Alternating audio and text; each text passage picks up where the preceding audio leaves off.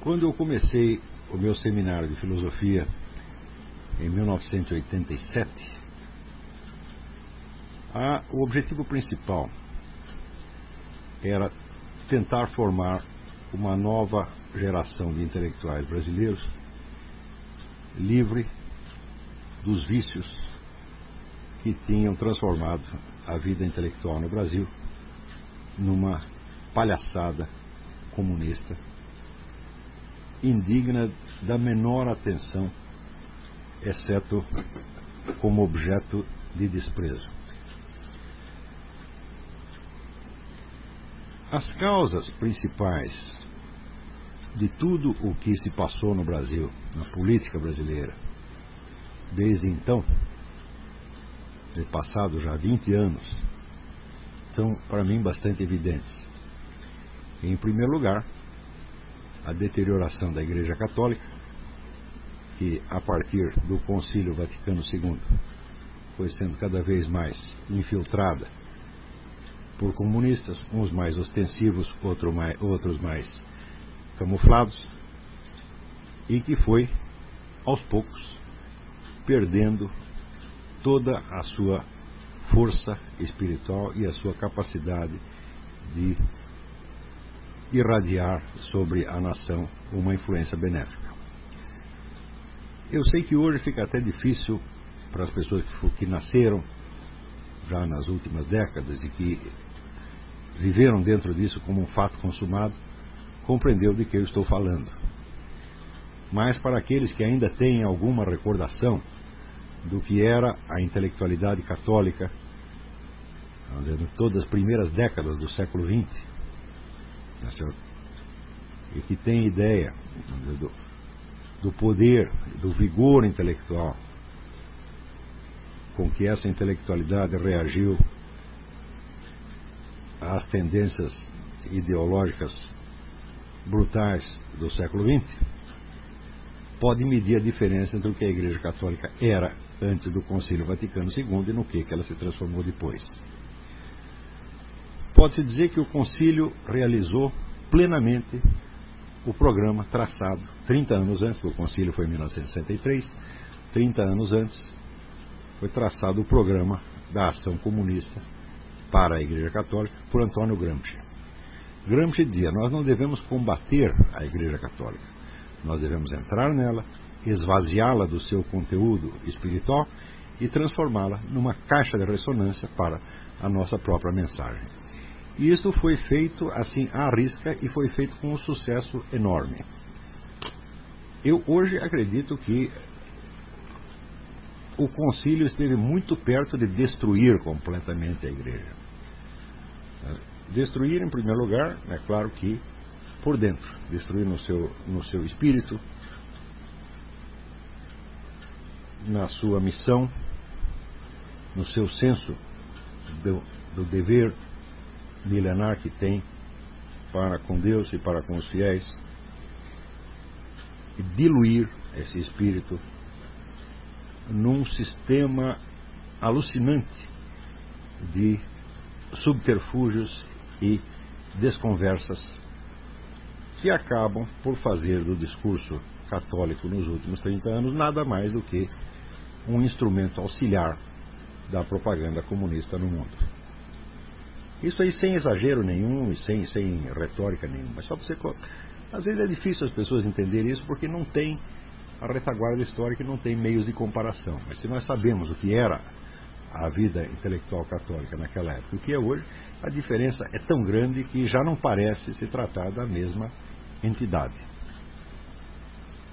Isto é algo que aconteceu de algum modo em todo o mundo, mas em nenhum lugar com tal profundidade e tal gravidade como no Brasil. Ao ponto de que, já há mais de 10 anos atrás, um dos grandes pensadores católicos do Brasil, o padre João Evangelista Martins Serra, dizia que a Igreja Católica no Brasil estava assim à beira do cisma. E eu acho que esse cisma já aconteceu. Eu acho que a Igreja Católica no Brasil não tem nada mais a ver com a Igreja Católica no mundo. É só você ir entrar aqui nos Estados Unidos numa igreja qualquer, se uma missa, ouvir a pregação, você vê que você está no outro mundo. Tá certo? A mesma coisa na França, na Itália, etc, etc. Por toda parte existe um pouco de teologia da libertação, mas ela foi desarraigada por toda parte. Mas no Brasil ela veio para ficar e ela exerceu uma influência muito mais profunda, tá certo, do que a sua presença nominal deixa entrever. E a segunda causa foi, na esteira dessa decadência da Igreja Católica, foi a destruição da intelectualidade brasileira em geral, tá certo? E se tornou, aos poucos, vamos dizer, apenas uma militância a serviço, seja da propaganda comunista ostensiva, seja, o que é pior, vamos dizer, da diluição da mentalidade conservadora e liberal em fórmulas que, de um modo ou de outro, facilitam a penetração comunista. Vamos dizer, dos elementos mais graves dessa penetração é a disseminação daquilo que eu chamo de pragmatismo supra-ideológico. Eu acabei de escrever um artigo sobre isso para o Diário do Comércio e creio que lá vocês podem encontrar maiores esclarecimentos a respeito. Mas só para dar um resumo, é esse o nome que eu dou a esta ideologia que acredita que todo elemento ideológico pode ser extirpado da vida social e tudo pode ser decidido por critérios pragmáticos, critérios de mercado, critérios tecnocientíficos, etc, etc. Essa ideologia, que ela própria é uma ideologia, evidentemente, ela se disseminou muito rapidamente nos meios empresariais e, sobretudo, entre os chamados liberais, embora ela em si mesma, na sua origem, seja o que possa haver de mais oposto ao liberalismo, porque e também não tem nada a ver com pragmatismo no sentido de William James.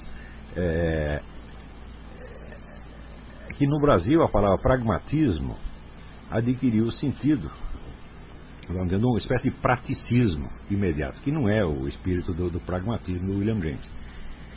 E a verdadeira origem do pragmatismo supra-ideológico é, no fim das contas, o positivismo de Comte. Quer dizer, Comte acreditava praticamente numa eliminação da política. A sociedade seria entregue, vamos dizer, a tecnocratas que decidiriam tudo numa base, vamos dizer, da administração racional. Então, na medida em que o pragmatismo supra-ideológico infecta as próprias camadas liberais, e sobretudo as lideranças empresariais, o que acontece? Elas se tornam totalmente desarmadas para a luta política, porque elas apostam tudo na economia, tudo no progresso econômico, e, em nome do progresso econômico, colaboram até com os governos comunistas, como a gente vê agora acontecendo com o Lula. Quer dizer, todo o empresariado correndo, vamos dizer, para ajudar o Lula para que o Brasil progrida, porque eles acreditam piamente que se o Brasil progredir, qualquer país progredir, ficar rico, etc., na base da economia de mercado, estará livre do socialismo, quando é exatamente o contrário. Quer dizer, o progresso econômico não vacina ninguém contra o socialismo, exatamente o contrário. Nunca houve uma revolução socialista num país que estivesse economicamente declinando, só em países que estavam crescendo, a começar pela Revolução Francesa. A França era o país mais próspero da Europa, pelo menos 50 anos antes da Revolução. Do mesmo modo, a Rússia, nos últimos 50 anos do século XIX, a Rússia foi o país que mais cresceu economicamente na Europa. E justamente este crescimento é que produz, vamos dizer, a agitação socialista. Produz como? O próprio crescimento da economia produz automaticamente uma ampliação dos serviços estatais. Então você precisa recrutar as pessoas para a função burocrática. Tá certo?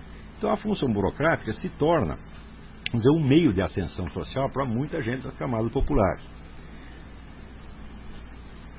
Acontece que nenhuma burocracia cresce, né, com a velocidade com que crescem as ambições aí despertadas pela promessa de emprego na burocracia. Tá certo? Então, essas ambições, o canal para realizá-las é evidentemente o ensino, a educação. Então, você tem primeiro uma ampliação relativa da burocracia estatal. Em volta você tem uma ampliação muito maior do sistema de ensino.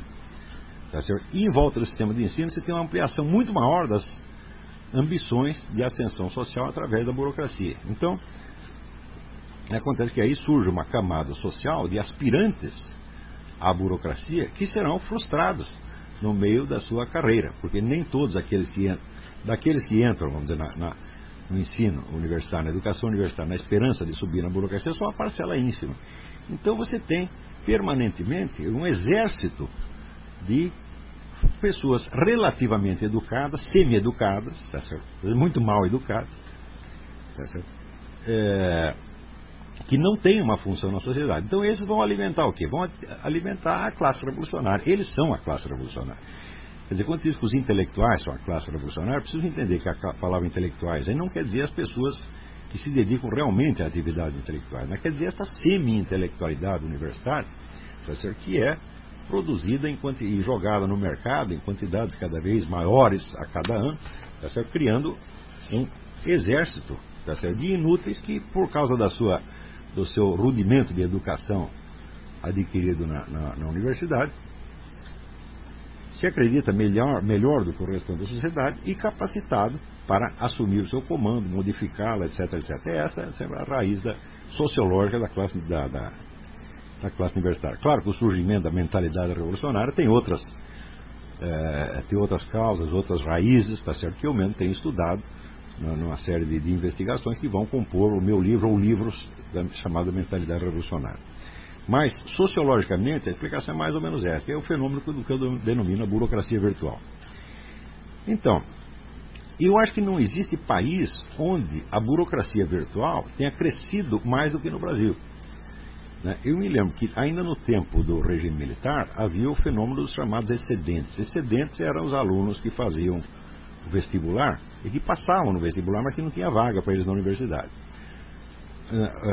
O governo militar, esperto como ele só, achou que devia abrir uma universidade em cada esquina e satisfazer a demanda desse pessoal por educação. Na verdade não é educação que eles querem, querem apenas um diploma para poder penetrar no funcionalismo público. Uma pesquisa recente mostrou que menos de 2% dos universitários brasileiros aspiram a tornar-se empresários. Todos querem emprego, 98% querem emprego. E desses 98%, certamente a maioria quer emprego ou na burocracia estatal ou na própria universidade. Portanto, a universidade brasileira é essencialmente uma formadora de burocratas. Ela não é a formadora da classe dominante no sentido capitalista, como dizem os marxistas. Eles mesmos, essa é a coisa mais incrível do mundo, porque o próprio professor marxista que trabalha na universidade, que está dentro da burocracia, que está vivenciando aquela situação sociológica que ele deveria ser capaz de identificar, ele mesmo diz que a universidade existe para formar a classe dominante capitalista. Quer dizer, a situação existencial dele desmente o que ele está dizendo. A universidade no Brasil existe para formar a burocracia e, sobretudo, para formar a burocracia virtual, isto é, a militância. Então, de algum modo, a universidade brasileira estava destinada a se tornar aquilo que se tornou mais tarde, quer dizer, uma gigantesca escolinha do MST, onde a filiação marxista do indivíduo é suficiente para qualificá-lo como professor universitário e fazer dele, talvez até, na opinião dos outros, um intelectual eminente, embora sejam todos semi-analfabetos, como o Dr. Emir Sader, pessoas totalmente desqualificadas, dedicadas inteiramente à propaganda comunista mais vulgar, pessoas que, digamos, nos 50 anos atrás não teriam uma posição de destaque nem mesmo no meio comunista, porque 50 anos atrás havia de fato uma intelectualidade comunista com alguma exigência. Hoje em dia no Brasil não tem mais nem isso. O Brasil é um país onde até um desclassificado como Espartinho de Moraes se torna um grande intelectual. Por quê? Porque escreveu meia dúzia de trabalhos de propaganda comunista e de estratégia comunista. Isso é tudo que ele fez. Tá certo? Então, com isso, o nego se torna filósofo, tá certo? É reconhecido como um grande pensador, etc. A Universidade Brasileira está repleta dessa gente. É claro que, a partir do instante em que aconteceu isso, em que isso, vamos dizer, se tornou um fato disseminado e dominante, onde praticamente não há mais lugar para ninguém, tá certo? Na universidade, a não ser para essas pessoas, é claro que o Brasil saiu da história intelectual do mundo. Se você comparar o que era a vida intelectual no Brasil nos anos 50, 60 com o que é hoje, tá certo? Você comparar um país do primeiro mundo com a Zâmbia, tá entendendo?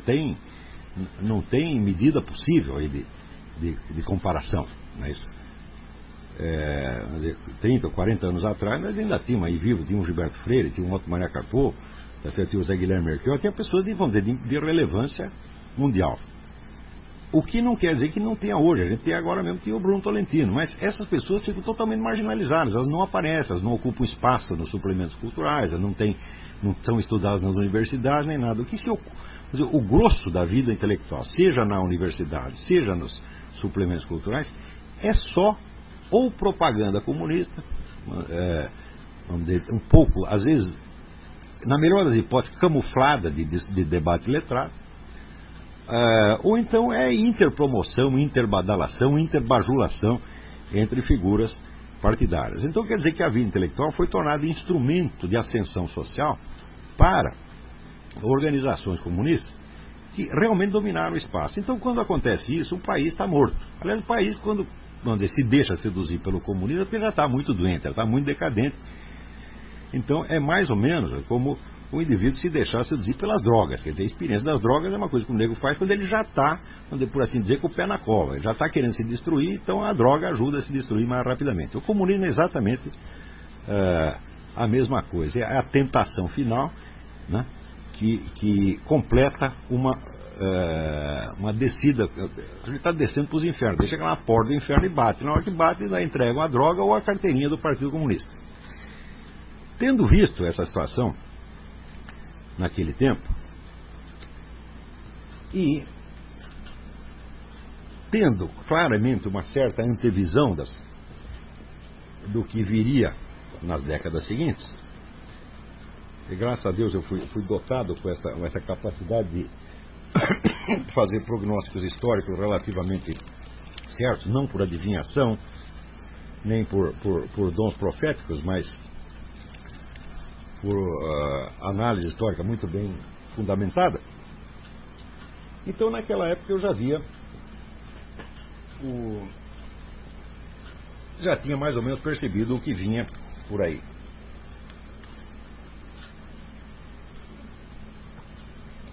E foi justamente em vista disso que eu criei o meu curso, Seminário de Filosofia. Pois já que eu não podia interferir na situação da Igreja Católica, eu podia pelo menos ajudar a melhorar um pouquinho, a atenuar um pouquinho a segunda causa da debacle nacional, que é a decomposição da intelectualidade. Eu assinalei isso então para mim mesmo como uma missão de vida. Assumi aquilo, consciente da dificuldade enorme do empreendimento, principalmente que eu percebi que nada se poderia fazer nesse sentido dentro da instituição universitária, seria preciso passar à margem dela.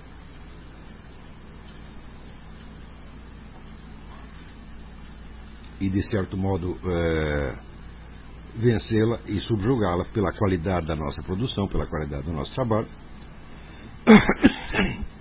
Então eu comecei com esse espírito, por assim dizer, missionário. No começo, as pessoas que se apresentavam para o curso nem mesmo entendiam qual era o objetivo daquilo, porque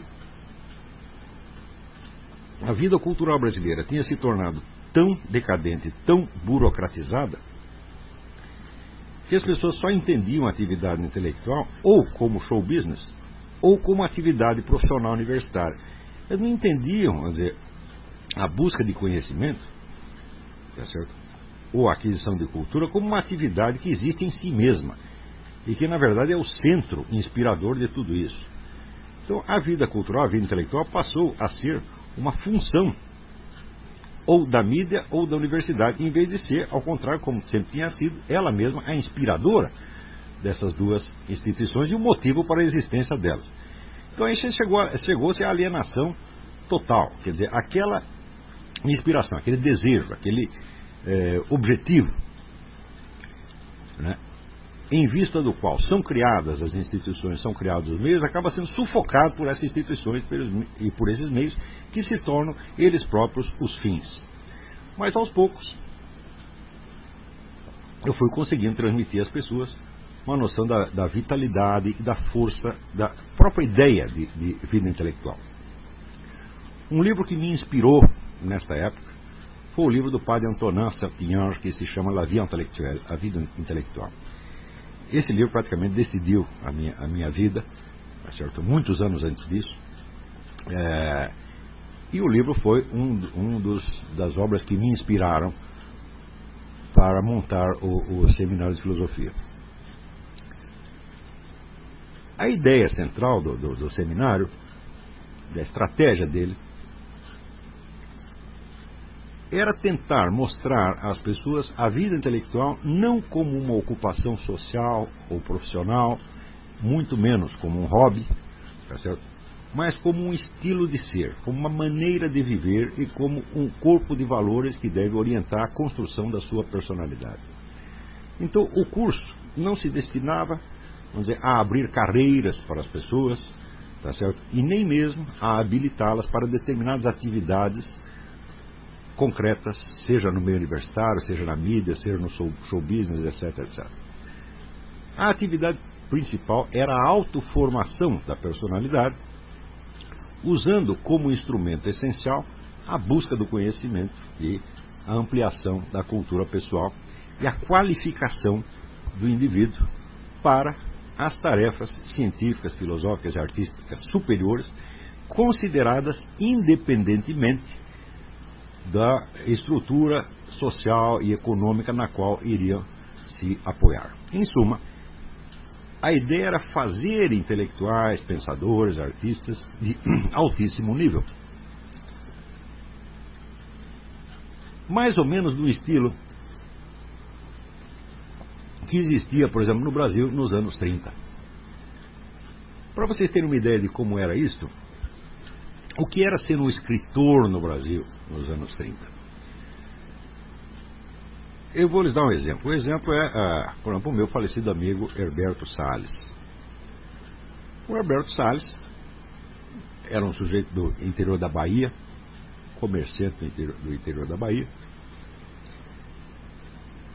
que ficou durante anos e anos a fio estudando a obra dos grandes ficcionistas, Stendhal,